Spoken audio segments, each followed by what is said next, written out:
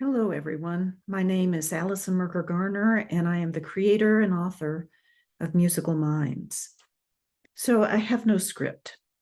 This is off the cuff and on my mind, and I wanted to share it with you because you may be able to relate to it, or it may sound useful to you, or relatable, or resonate.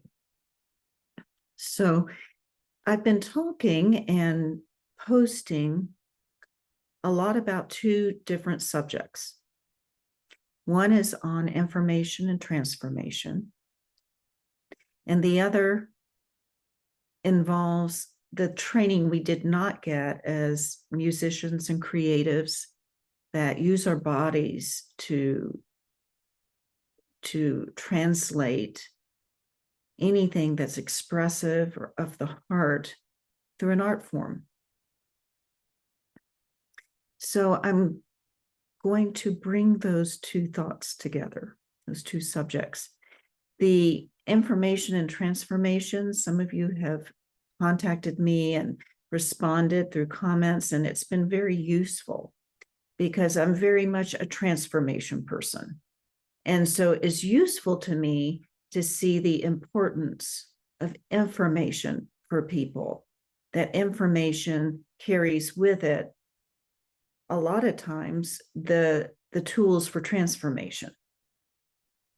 So I'm going to bring that idea to the thought that in our training is specifically musicians, but it's true for dancers, it's true for artists, it's true for writers to some degree, but definitely for the performing artists, that being able to take care of our bodies, our minds, our hearts, and our spirits, in addition to learning the craft, learning the artistry of playing an instrument, or learning how to be a fine dancer, is imperative.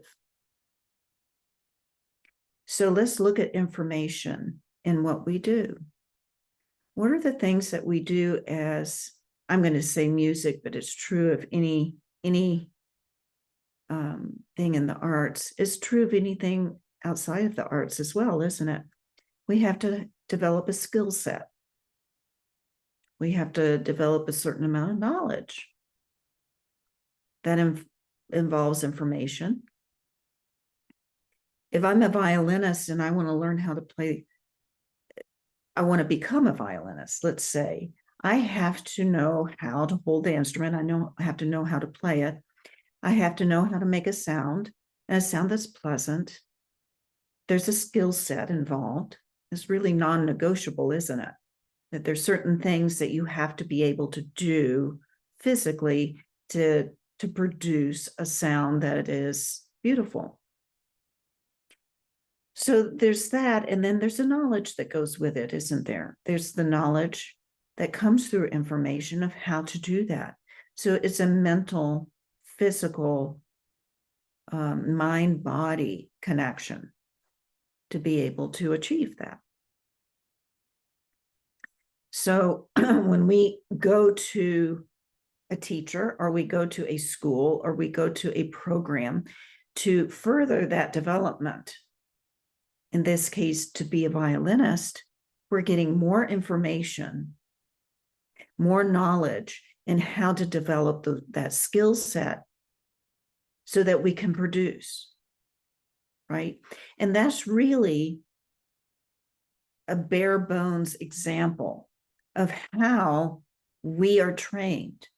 We're trained through information, through knowledge, and translating that into action. So it works. We can get to a level whereby we can play in church, we can play for our friends, we can maybe even be competitive for a job. It works. And this is what has been our process for many generations, isn't it? If you look at all the different music ed methods out there, the ones that are Suzuki or Orff or Kodai or a more traditional violin teaching method, whatever it is information based. Is information based. It has to be, right? A philosophy, a way of thinking is kind of intangible. There's a lot of questions involved. This is one reason why there's so many different versions of Suzuki out there, because he was more of a philosopher and a child development person than he actually was as a curriculum developer, right? He was really interested in developing the child. And so music was just a vehicle toward that.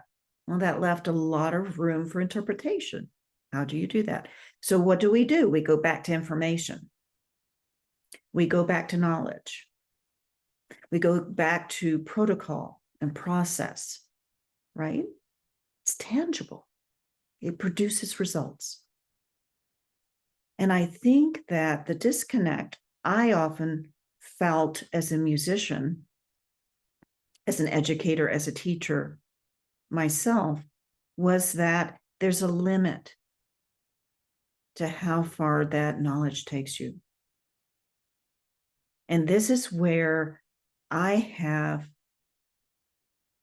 spent most of my adult life developing in a curriculum for children, teaching the instruments, and being a teacher for violin and piano students, for being somebody that works with other musicians and other creatives and developing their well-being, realizing their dreams, whether they're on the instrument or something else.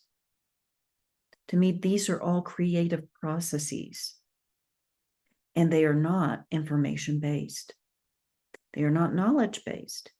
Knowledge may enter into it. It may support a way of approaching something. It may create a process for us from which to go. But it is not information-based. It's transformation-based. It's a shift. And that shift is vitally necessary with whatever we do, because how far can information take us?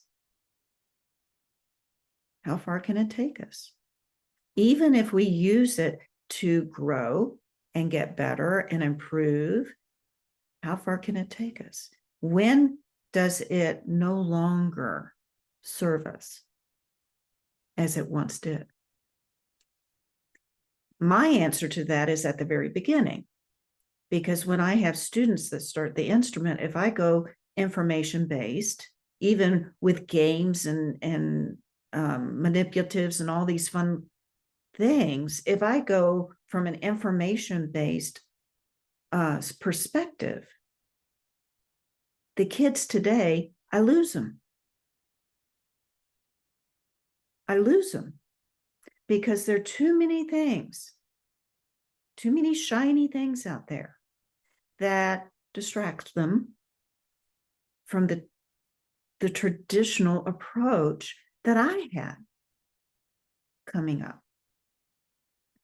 I was the kid that I would take the violin and piano and dance lessons and art lessons and what have you, and then I would go home and I would create my own things with them. See, I was intuitive with that. I was innate with that. I would make it my own. I would embody it. It's that I think allowed me to excel.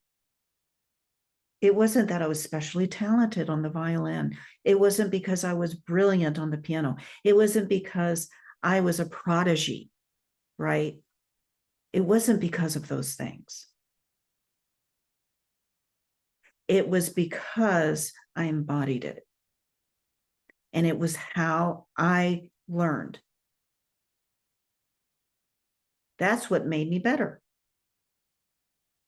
Not some special gifty thing.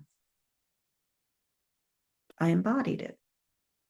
And if we embody things, we're identifying with it in a three-dimensional way. It becomes not just about knowledge. I actually, as a kid, was apoplectic. If anything was reduced to facts and knowledge and information. Both of my parents were empirical thinkers. They were scientists. They worshiped in the land of science. I was completely against that as a kid. I didn't want that. I did not want to reduce what I was thinking and feeling and embodying to something that could be reduced to a fact. And it took many years for me to mature out of that and realize that they were both important. Both ways of thinking were important. The facts were important, but they had their place too. So here's my challenge to you. Here's my challenge. Look back on your story. Look back on your past, your present, your event, an event that happened to you, a little vignette. Look back on some part of your experience with your narrative and look in there at the information that you received. And did that fill you? Was there more? When did you feel whole? Did it happen when you got information and knowledge? Or did it happen when you connected with that information and knowledge and made it yours in some way? You embodied it in some way. That's so important, because if you're somebody that wants to reach a new level of playing, if you want to be more expressive, if you're somebody who wants to align with your own authentic self in a more relevant way, if you're somebody that wants to get over a habit of being like perfectionism that's getting in your way of being more creative or more whole or more even well balanced. If you ever want to go into that next step, it's not knowledge that's going to get you there. It's not information that's going to get you there. There's self-knowledge, there's self-awareness. That has to happen. And you need to make a conscious choice to get to that next level, that's what you want, that you want to open up and grow in that way. But once you do that, you don't go back to a lot of study. That's not what gets you there. What gets you there is something a lot less tangible. And that is a connection with self, being able to connect with who you are and bring that forward. And that's what changes you. That's what transforms you. That's what's sustainable. If you're someone looking for ease in your playing or flow or being able to feel better, get over anxiety. I could name 1,000 things. It really takes putting the book down, putting the instrument down, the not practicing, the not rehearsing, the not studying. It takes something else. And that's where I do my work. That's what I've devoted my life to. And developing, that's what my curriculum does. It goes beyond the knowledge and the information, because that's where growth happens. That's where we connect in a relevant way and make it our own thing, not just rehearsing or rehashing something someone else has done. So I challenge you, to take this idea of information and transformation and apply it to the things that are most meaningful to you. And when have you experienced that elation, that connection, that, oh, this is me. This is me at my very best. This is my highest potential. When have you experienced that? Or have you experienced that? And what's actually going on when you do that? What's triggered that for you? Because that's the part of us we all have. That's the part of us we all have. Some people have the ability to connect with that just intuitively and blossom. They can take all of that knowledge and information and practice and learning and skill sets and all that stuff to that higher level, right? Because they can do that. They can connect with that part of themselves. We all have that ability. And we all need it. And this is what we don't get in our training. This is what is woefully lacking in our education. But that doesn't mean we don't get it. We can get it in other ways. And I urge you to just start asking questions, because that's where I started. It's just in asking questions and start observing. How do I experience this? Is that the experience I want? Is there a better experience? And what might that look like? And how can I tap into that? How can I access it? How can I sustain it? How can I apply it? These are very relevant questions, because that's how we get students and keep them. That's how we stay motivated ourselves. That's how we are learning the resilience and the flexibility to continue that transformation, that flow. This is what is relevant to us. So think about it. And don't hesitate to write your thoughts, either in a comment or a message. I am happy to hear what you think and what your thoughts are, and they may not be mine. And so let's talk about it. Let's see what we can do to make this the normal in our lives and not the exception.